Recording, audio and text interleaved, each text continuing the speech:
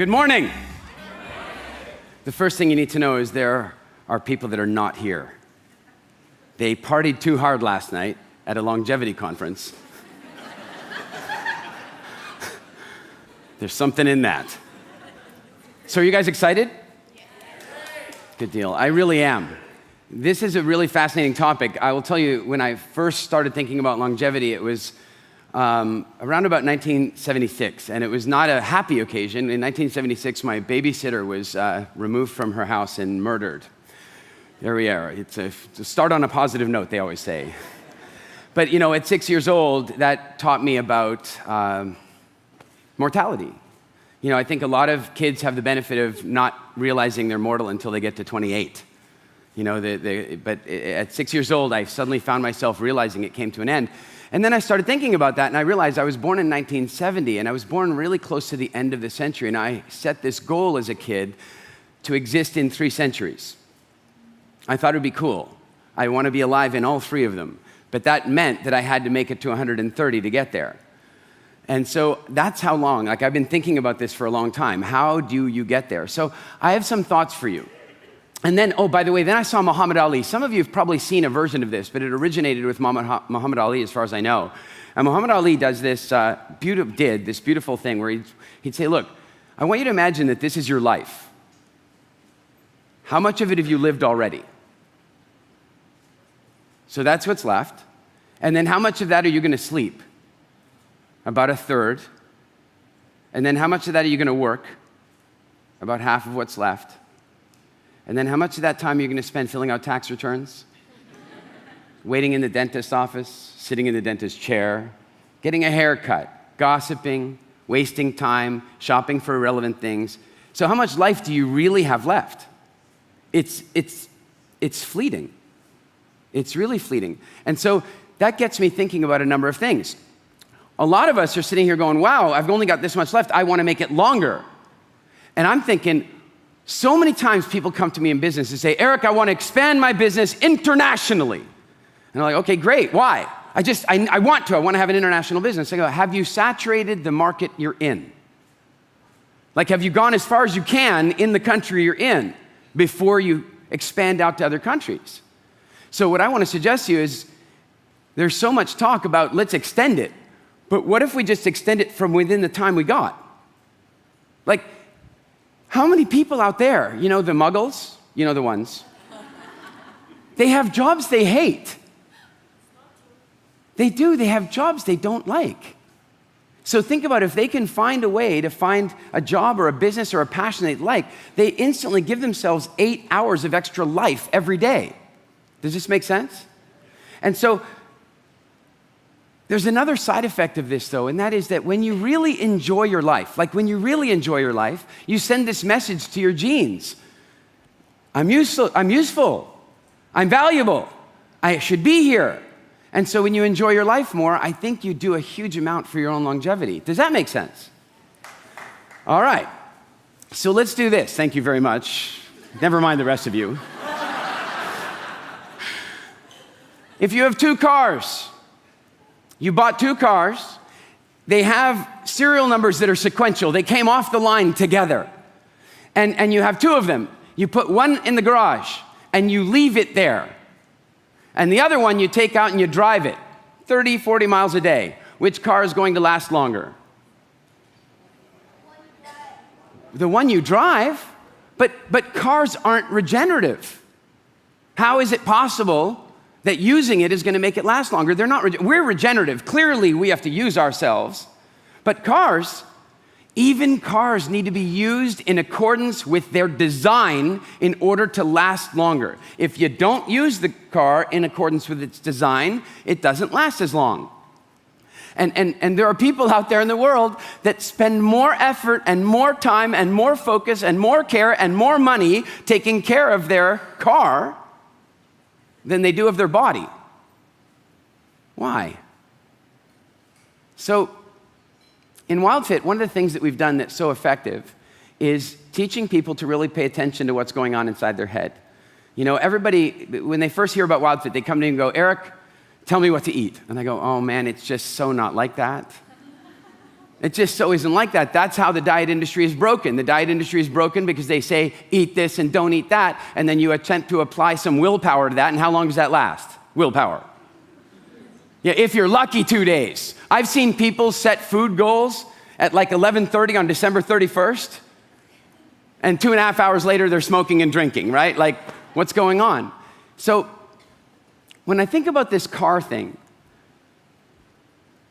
what are the most common causes of death for cars outside of accidents? What are the most common causes of death for cars? Rust, the engine not getting maintained, the transmission dying, and so we do stuff to protect that. So I want to try a little experiment. Here's the experiment. I just want to make things a little bit real for a moment. I want you to think of a number between 1 and 10, but here's the thing. I want you to really try to randomize this because I would like the numbers to be very even through the room. So if you're normally a 7 person, I want you to just think outside the box. If you're never a 7 person, then maybe you know what to do. But I want you to think of a number between 1 and 10, and as soon as you've got your number, stand up.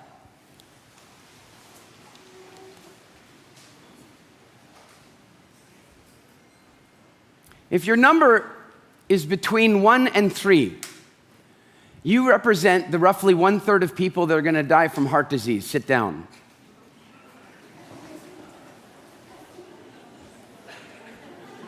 Luckily, heart disease, it doesn't generally create the same kind of suffering as other diseases. Often it's instant, so good job, guys. It's fantastic. They have put a lot less strain on the medical system than other people have because some of them just die instantly. They don't cost that much. But this next batch of people, 4, 5, and 6, you guys, you represent all the people that die of the variety of cancers that are out there in the world. Sit down. This is a different kind of death. This is a death that very often is unbelievably expensive on society and emotionally destroying to families. And it's lifestyle indicated, lifestyle caused, lifestyle influence, just like heart disease. If you are number 7 or 8, you represent the people that die what's called an iatrogenic death. Does anybody know what that is? A few people, they're doctors, they know what it means. It's a very fancy name for saying medical error. And you won't even see it in many of the tables because they don't like it being reported, considering that in the Western world it's like the 3rd or 4th highest cause of death. And then I want you to think about something. What percentage of doctor-induced or medical error-style death do you think actually gets reported as doctor-induced or medical death? I would guess less than half. Still, we'll just go with 7 and 8. Sit down.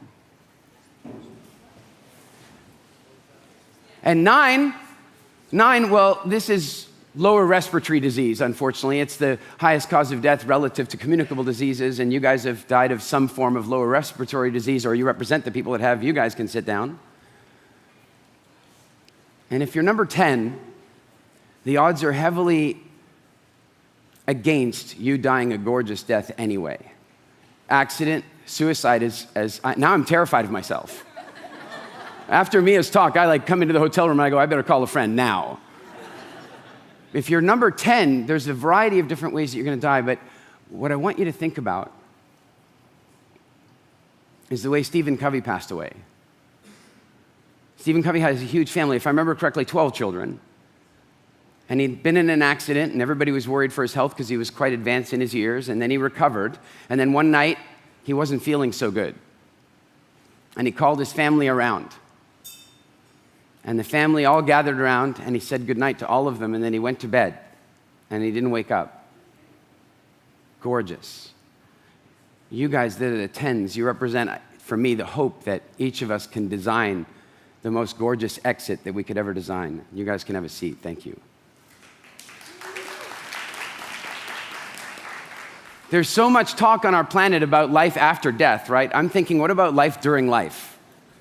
What about choosing the method with which you actually do end up leaving? And I think a great deal about why it is that people don't do that. What we found in WildFit so often is that people are making a decision for the now at the cost of the future. Is it true?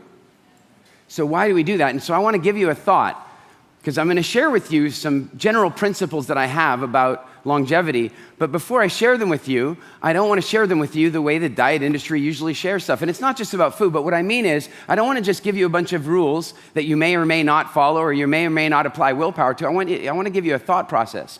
I want you to imagine that you have two personalities, kind of like the angel and devil, but one is a petulant teenager and the other one is the sage. So when you're making a decision about how to live your life, which one of those two is making the decision for you? Because I'll tell you right now, I've seen many people, I'm not saying I've seen anybody in this room doing this. For some reason, many of you regard me as the food police. Like, yeah, I walk past your tables and you're like, oh shit, it's Eric. Right? Someone yesterday said, I was walking along with a croissant and I could feel your judgment. No, not my judgment, your own. But here's the thing. Why do we choose stuff that we know is not good for us? Why do we choose to not do the stuff that we know is good for us? Why? Why do we do that? Because the petulant teenager in a moment has a bit of a meltdown. And so I want you to think about that voice. I want you to think about like what drives you when you're faced with some food or you're faced with exercise. Like how many people in here have procrastinated exercise a little more often than maybe they should? Anybody? Yeah, that's the teenager. That's the teenager because the sage would say to you, you know what? Use it or lose it. Wouldn't it? And so I want you to think about that. Even really, like put it into practice here. You're like, oh, I'm on vacation. You know what? Elise and I, my wife and I, we found something fascinating about vacation. Vacation is a fantastic place to let your rules go. You can eat whatever you want, drink whatever you want, go out and have some fun, right? Then, unfortunately, what happened in our case is we decided to give up having a home, and we spent 2 years traveling all over the world, and we were on vacation permanently. That's not a path to longevity. So what I want you to think about, even here, even now, even after this talk, even the rest of the time, I want you to think a little bit about who's in control of the decision, the teenager or the sage. You'll hear the voice. It kind of goes like this. Imagine with food. But you're in Italy. Oh, look, some of you have a teenager inside you. Right? It's like it's a voice that's in there. And what we do is we quiet down the sage. The sage is like, yes, and you have to live in this body. You know, how many of you have heard of longevity escape velocity? Not so many. Longevity escape velocity is the idea that we are now adding to the lifespan with an accelerated rate that might mean that we start adding more time onto your lifespan than you're using. What would that mean? I was with Ray Kurzweil a couple of weeks ago, and he beamed into a mastermind that I'm a part of, and we got to have a really interesting conversation with him. And he believes that he has crossed over into longevity escape velocity. What that means is that right now we add about 2 months onto the human life expectancy each year. But it wasn't 2 months 5 years ago, it was like 1.5 months. So soon it'll be 3 months, and then it'll be 6 months. What happens when we start adding a year to human life expectancy each year? Longevity escape velocity. I don't know if this is real. I don't know if it can be done. But if Ray Kurzweil thinks it can be done, I tend to go with that as a possibility. He has made a number of interesting predictions about the world. But now we fall into this issue. So much of what we learn about longevity and health is about fixing. Oh yeah, we can get this shot. We can get this therapy. We can take this pill. And what I want to remind you of is that any of that stuff, for whatever it can achieve, it will do more for you if your body is in optimal health to begin with. The ultimate biohack is living in accordance with your body's design. This whole concept of biohacking, I think it's the most fascinating thing in the world. I've had some fabulous conversations with Dave Asprey about this. The challenge I have is so many people are going, well, I don't have to do this because I can just use this hack. Dr. Spock, you guys know Dr. I don't mean the pointy-eared one. I'm talking about the pediatrician, the famous pediatrician. He did an about face one day. He just realized that everything he'd been teaching people was wrong, and he said, no, do not give dairy milk to your children. Don't do it anymore. And of course, the dairy industry didn't really like that a whole lot. And then one of his friends, well, claims to be a friend, another doctor, said, I think he might be getting senile. And I saw this interview. The interviewer says, well, what's your advice? And he gave him some advice. And then the interviewer says, well, what about fruits and vegetables? I don't really like them. And he goes, me neither. I just take a multivitamin. And he's a doctor. I mean, I think somebody should take his piece of paper away. He shouldn't be a doctor, in my opinion, with that advice. I am thinking that the first thing we should be doing is taking care of our bodies, and then we can hack. Are you with me on this? So let's talk about taking care of our bodies. What is the number one thing you need for longevity? Just before water. Air. Right? Air. If you'd like to do an experiment, if anybody's very brave, hold your breath for 5 minutes. Let's see how that affects your longevity. I free dive. I can do a seriously deep dive to about 100 feet with about 2 minutes. But after that, I'm pretty sure I'd be dead. You got to have air. It's first. But not just air. The best quality air you can have. The best quality air. It doesn't mean, look, I know some of you live in cities and you're like, oh, I'm screwed then. No, your body needs that air whenever you can get it. It needs it. You know, Elise and I are fortunate enough to live on a beach where the air currents flow in from Africa across the Atlantic Ocean. Nothing cleans air better than friction. It's been proven that a ceiling fan is a better air filter than an air filter. And so as the air comes across the ocean into our garden, it's been filtered across. I'm so grateful for that. And then here's the other thing. Breathe properly.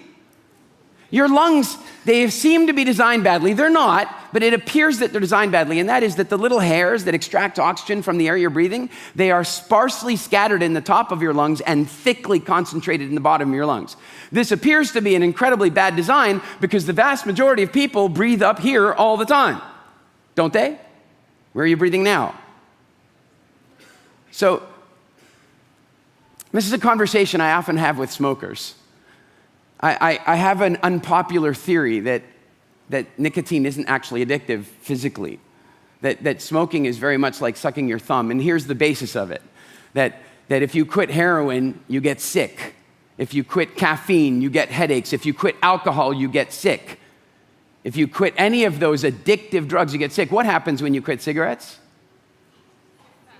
You eat. Because you have an oral fixation, because you want to do something with your hands. This is what smokers are addicted to. I'll show it to you. Matter of fact, all of you do it with me. Take an imaginary cigarette or a Jamaican cigarette if you'd prefer. Imaginary cigarette. And then you spark that up and then do this with me. Watch the way smokers do this. Watch them do this. They go,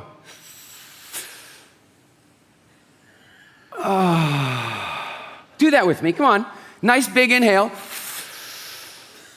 Hold it a little at the top. And then let it out. Isn't that addictive?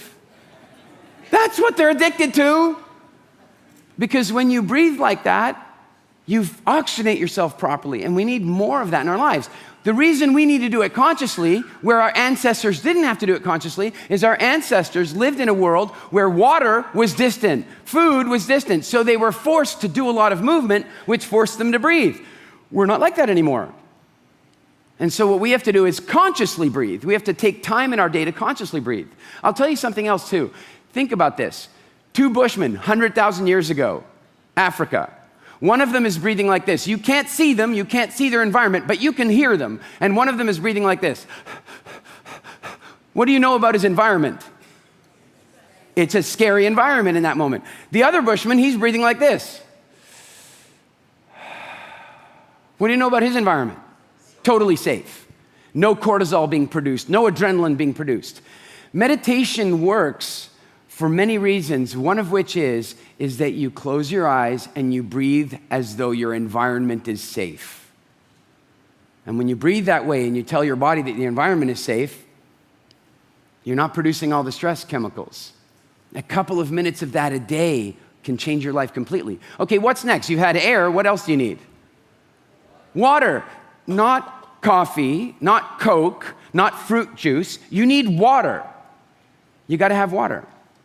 And then after that, nutrients. Now, nutrients are divided in my small world of this into two categories: energy-based nutrients and building blocks. You got to have those things. And the challenge for most of us is that we eat non-nutrient foods. In other words, we eat energy-only foods. When you eat pasta, for example, lots of calories in it, that's all you're getting. You're just getting energy. So if you look around the Western world, what you'll see is the weirdest dichotomy of people are dying because they are overfed energy and underfed nutrients. Does this make sense to you? So they're overfed energy and they're underfed nutrients. So what's fascinating is research has come out and said that if somebody is obese, and just to give you an idea of what obese means, it just is that. It's all. That's medically obese. It's not morbidly obese. It's just medically. That is 7 times more dangerous than smoking a pack of cigarettes a day. I said this to my wife one day. I said to Elise, hey, I read this thing. I was doing this research. She goes, that can't be true. If it was true, it would be on the cover of every newspaper everywhere. I mean, that's huge news. And I said, no, it's true. And on top of that, Americans are eating 160 pounds of sugar every year. She goes, that can't be true either. That'd be on the cover of every news. No way. Then, I don't know if any of you have had this experience with your husband or wife. You share something profound with them, but they won't believe it till they hear it from somebody else. Have you had that? So a couple of weeks later, we're in London. And we're at this conference, and Bill Clinton is speaking right before me. Try following that, right?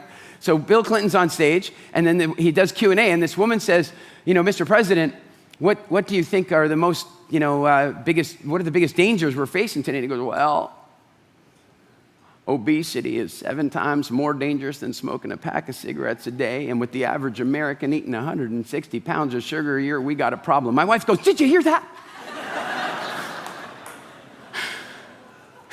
Thanks. The point that I'm trying to make to you is, again, back to the teenager and the sage. I'm not saying don't have fun. Look, you guys have to know, for those of you who've done WildFit, you know that our fundamental principle is about freedom. WildFit is about you eating what you want to eat when you want to eat it. But it's about changing those wants, right? Like, we have to change them. And so the teenager and the sage, they can do that for you. The next time you're sitting there looking at this food and you go, this is non-functional food, the sage is going to be the one to say, really? And the teenager's going to go, but you are in Italy, right? And I'm not saying you can't do it, but I'm saying it's not the decision you make in a given moment that affects your longevity. It's the decisions you make every single day cumulatively. Everybody is making exceptions every day diet-wise. So what we have to do is make sure, if we want longevity, look, guys, we know this. Doctors, how much time do they spend studying food? Non-enlightened doctors. It's not their fault. It's the industry. How much time in a 6, 8, or 10-year medical education will they spend studying food? 0. Now, let's go back to our 2 cars. Would you take your car to a mechanic that doesn't study gas, oil, and transmission fluid? Under no circumstances. So you have to take charge of this. You've got to get it right. And what I want to suggest to you is that somebody handing you a bunch of food rules, unless you're highly leveraged, and unfortunately for most people, they will not become highly leveraged until they are sick. Is it true? So what you want to do is get highly leveraged in advance of being sick. That's why I did this little exercise. Guys, those are the numbers out there. And you have the ability to affect that. And so what I want to suggest is, hey, let the sage speak up a little from time to time. I'm not saying never have fun. I'm not saying never, but draw the line for yourself somewhere. Like, I'll give you an example. Should Coca-Cola be an occasional thing? Absolutely not. It shouldn't be. But you're in Italy and you want to have a thin crust pizza. Can that be an occasional thing? Sure. Guys, I had one.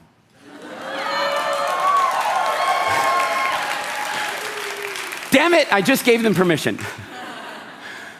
I had one, but you know what I did? It's an old trick that we talk in WildFit. We talk about the psychology. I did the old trick. I said, yes, I can do this, but I absolutely make a commitment to myself that when I am back from this, I will absolutely not. Because what I know about weed is that it's addictive. Isn't it true? You have bread one day, you want bread the next day. Who came in here thinking, it's my first day in Italy, I'll have one bowl of pasta. And then the next day you want it again, right? So one of the tricks in WildFit is, and it's a principle of WildFit, is there's a significant amount of freedom on the other side of a promise. Because you see, if you don't make the promise, you go, I'll decide at the time. That's never a good idea. You know, do you guys know what's it called? One taste? One Taste, apparently some of the practitioners at One Taste will tell you at the beginning of your session, for those of you who don't know what I'm talking about, it's orgasmic meditation. So you go to this place, and they have them in San Francisco, New York, they're all over the place.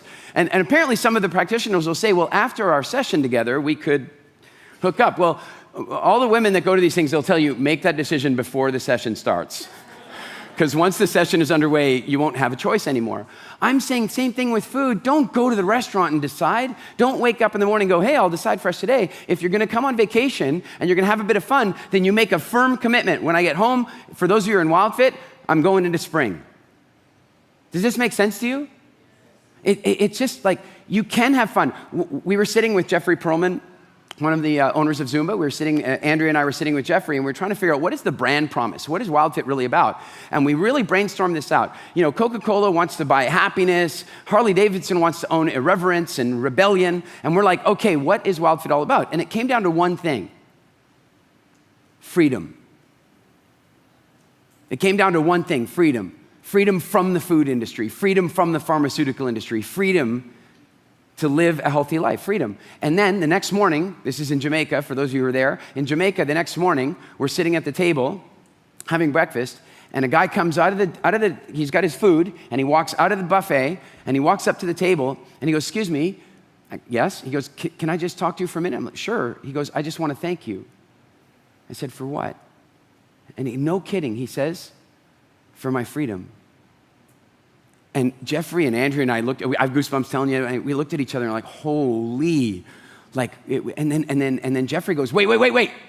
What exactly do you mean by freedom? What do you mean by freedom? Like, if you really want to understand. And he goes, I just walked through the buffet area and I didn't even see the bread and the croissants and the donuts because I didn't regard them as an option. It didn't even occur to me that they were food.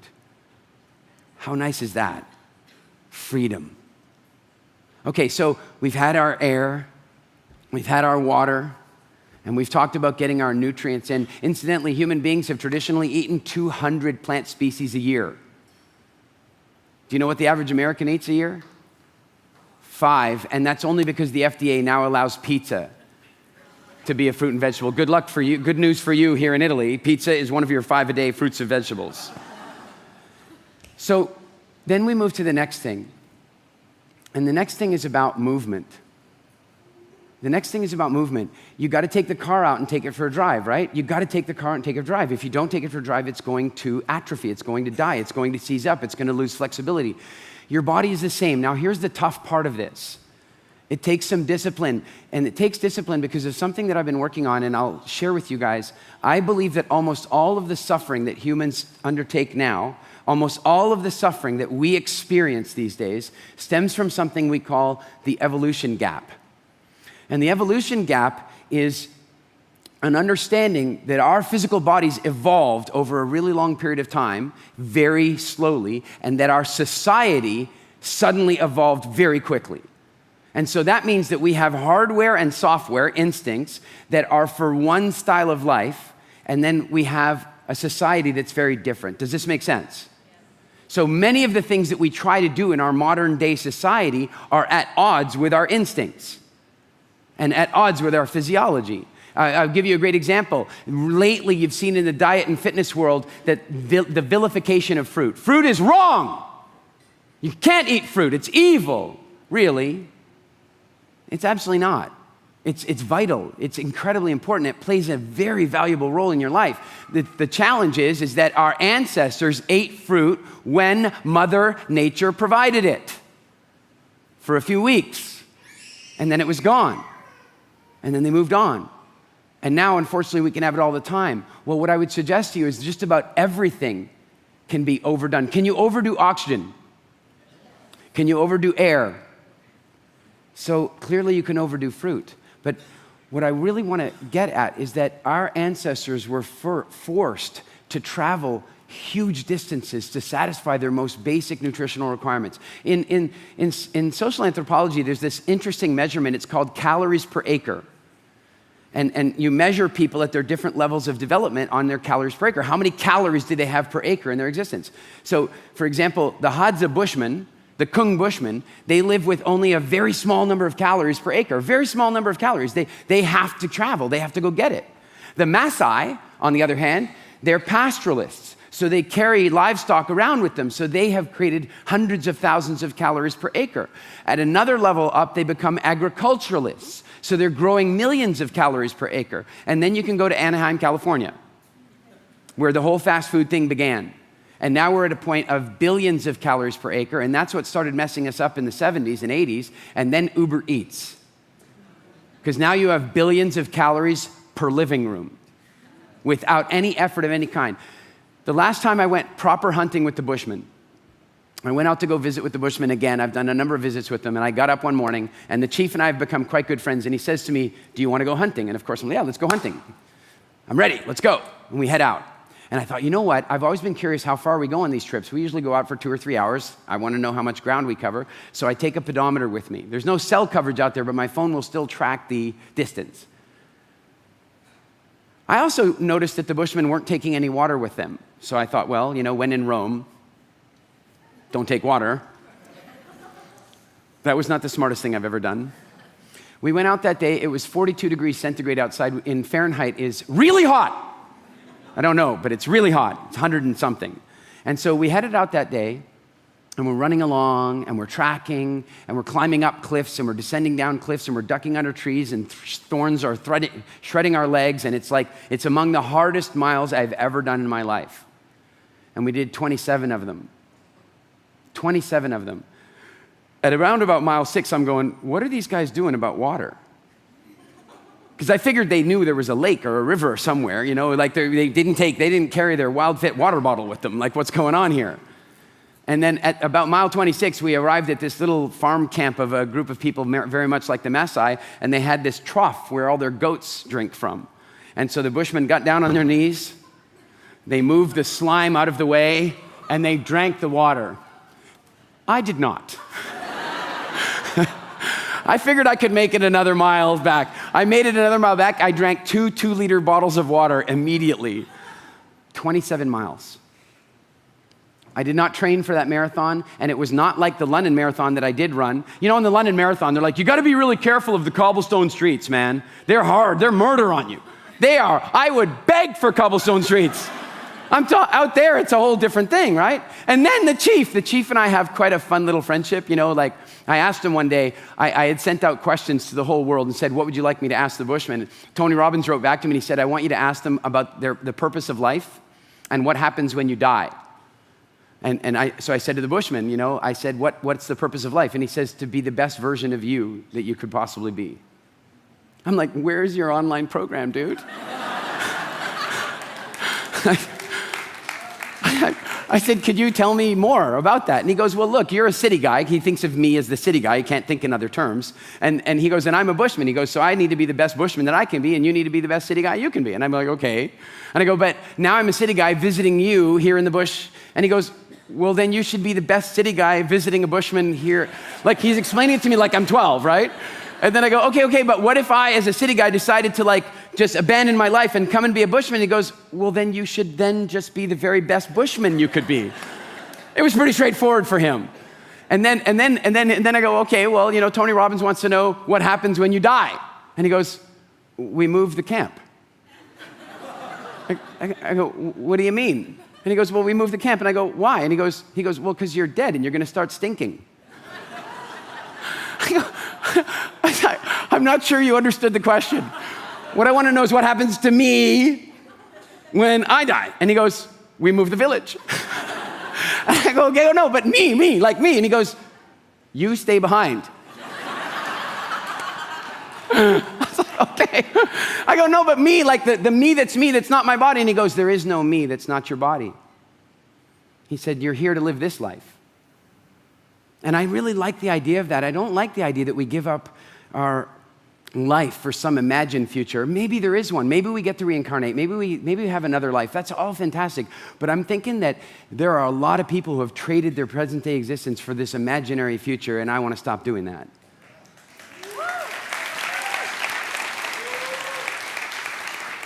And so the last thing that I want to talk to you about, like when you think about your physical body, your cardiovascular fitness is extremely healthy. It's extremely important to you. Is this true? Your heart and lungs, you got to have them. They gotta work, you gotta exercise them. If you're not doing like a minimum of like 7 to 15,000 steps a day, you're not using the car enough. And then how about flexibility? Do you think flexibility might be important to your longevity? It's like the most important thing in your physical body outside of the nutrition and air and water, because aging is simply the reduction of flexibility. Aging is the reduction of flexibility in your mind. It's the reduction. You ever notice some, like, I'll tell you, go live in England for a little while and watch people like, man, you gotta, when they get old, it's like they gotta watch this show at exactly that time. They can only drink their tea at exactly 10 o'clock. You don't wanna mess with that. They get very rigid in their thought process, but they get physically rigid as well. Come on, haven't we all seen the stooped over, crunched over? I've learned so much of, like, do you guys know fascia? We've been working with a guy who does effectively resistive stretching to release the fascia off your muscles, and it is life-changing. You know, fascia is like an internal cast. It's there to protect you from injury and all that kind of stuff, but it gets thicker and thicker, and it interrupts electrical flow. It stops your thoughts from being able to pass through properly, and it causes you to be restrictive. Here's the thing, guys. I am closer to 50 than I am. I'm 48 years old. And you know, one day, Elise and I went to a yoga class, and the woman said to, we were engaged, and the woman said to Elise, like, what's his back bend like? You don't want to marry a guy without a good back bend. It's an indication of aging. And so you guys let me know, should she have married me?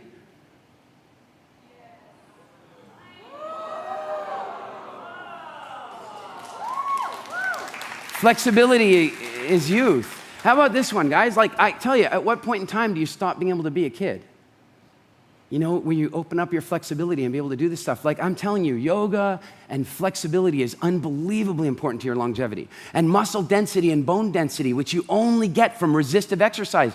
Go get your 10X class, get some resistance in on your muscles. Make sure that you have impact from time to time, because your bones only get stronger with impact. But now let's talk about your mind, because your mind has so much to do with this. Viktor Frankl noticed when he was in a concentration camp during World War II, that when rumors circulated that the Allied forces would be releasing and liberating the camps at Christmas, that people stopped dying.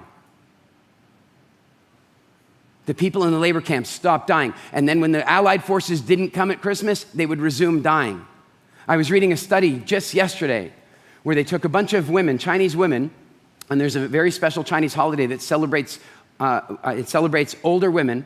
And you know what's fascinating is those women, the death rate falls by 33% in the week prior to the holiday. And then it jumps up by 35% after the holiday. A similar study was done with Jews in Passover, that the death rate fell before Passover and came back after Passover. Your mind, matter of fact, there was a quote that one of the guys from the study said. I wanted to read it to you guys. The quote is, "At present, the best available explanation of the findings is that the deaths of some people are postponed until they have reached psychologically significant occasions. So I suggest to you, create many psychologically significant occasions for you." And I want to help you create one right now. Are you guys in? All right. So if we could have the lights down, and I'm going to suggest that you might want to get yourself comfortable.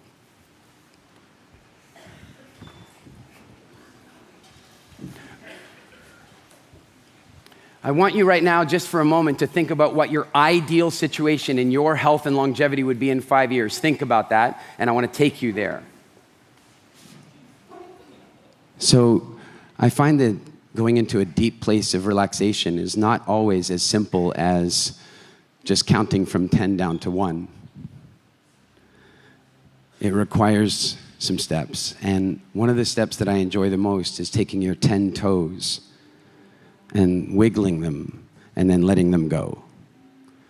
And then as you take that relaxation in your 10 toes, you can let it spread through your feet and allow it to develop some warmth, and let it move up through your calves, your shins, and let it circulate around your knees. And as you allow the warmth and the relaxation to circulate around your knees, you can let it pour up into your thighs and into your bum and into your groin, through your hips, into your belly, lower back. 9. And then you can allow that feeling to spread up through your back, over into your shoulders. 8. Until it starts to feel like 7. Allow it to pour over into your chest. 6. And then allow it to pour down your shoulders into your arms to your 5 fingers on each hand. And allow the warmth and relaxation to spread right up over your back, into your neck, up over your head, and drip it down over your face until even the little muscles at the corners of your eyes relax. And as that relaxation gets deeper and deeper, allow yourself to breathe beautifully. Allow yourself to breathe beautifully. And from here, I want you to get a clear vision of what longevity means to you. In order for you to live the long, healthy, vibrant, amazing life you want to live, what do you need to be like? What do you need to look like 5 years from today? If you did everything right, if you listened to the sage more often, and you did everything right, what would your body look like? How would your mind feel? What would your habits be like? How would you look? How would the people around you look? And so what I want to do now is I want to take you to that day. I want you to imagine that it's 5 years from now and we're back at A-Fest. We're back at A-Fest and you look and feel fantastic. People walk up to you on the greeting night at the initial mixer and they're like, oh my God, you look younger now than you did way back in Italy. Like, what have you done? It's incredible. In fact, at one point, I want you to imagine that you have an opportunity to step into your hotel room and just look into the mirror for a minute and celebrate your youth and celebrate your youthfulness and celebrate your health. And right now, just for a moment, I want you to really go there. I want you to really experience how you would feel if this time you did the things that needed to be done. You followed your longevity constitution. You were working out. You ate well. You really meditated properly. You really just, for some reason, it all clicked into place for you and you really lived the way you knew you needed to be living. How much joy would you feel? How proud of yourself would you be? What would your self-esteem feel like? And in this place, 5 years from now, I want you to do something very important, and that is I want you to remember how you got here. I want you to remember what it is that you started doing after Italy. What are some of the things you started doing? What are some of the things that you did more of? What are some of the things that you stopped doing? What are some of the things that you did less of? Hey, I want you to imagine right now that you don't need to know exactly what I'm talking about. Do you remember that time? You remember that time just like about a week after A-Fest in Italy when you were about to eat that thing and you didn't? That's why you got here today. Oh, and you remember that other time when you were like, oh, I really don't feel like going out for a walk or a run. But then you were like, no, I'm going to do it this time. You remember those times? Wasn't that cool? You remember that one time you were like, oh, I really should go for a bit of a workout, and you didn't feel like it, but then you phoned a friend and you decided to do it together. You remember that? And you remember there was that other time you were in the restaurant and you were looking at the menu and you saw 2 items, the one you really wanted, the teenager wanted, and the one the sage wanted. Do you remember that? But you started ordering for the sage. And you notice how the first times you did those things, they started to just affect everything about the way you made decisions? That every time you listened to the sage, your self-esteem improved? You remember that? That's how you got here. You got here because you started listening to the true you and not the petulant teenager. Yeah, it's in there. But you started to listen to you. Just for a moment, I'm going to give you some silence, and I want you to think about some of the things that you need, that you want to do more of, that you want to eat more of. And I want you to think about some of the habits that you want to do less of, that you did less of. I want you to remember how you did that. And as you think about that, as you embody that future, as you embody the 5 years that led to that future, I want you to prepare to come back into this room, into this time, but I want you to hold on to the memory of how you lived to get there. I want you to hold on to the feeling of self-esteem and value that you had there. And so as you ease your way back into this room, you're going to be able to ease your eyes open. And as you do that, I want you to look around the room without saying anything. I want you to ease your eyes open only as quickly and easily as you can accept this other future, this proper future, and look around the room and make eye contact with a few people. And I want you to send them one message. Look them in the eye right now, lights up a little, and send them this message. I am glad you came. I'm really glad you came. And I really am glad you came. Thank you so very much, everybody. Have a fantastic day. Thank you so much.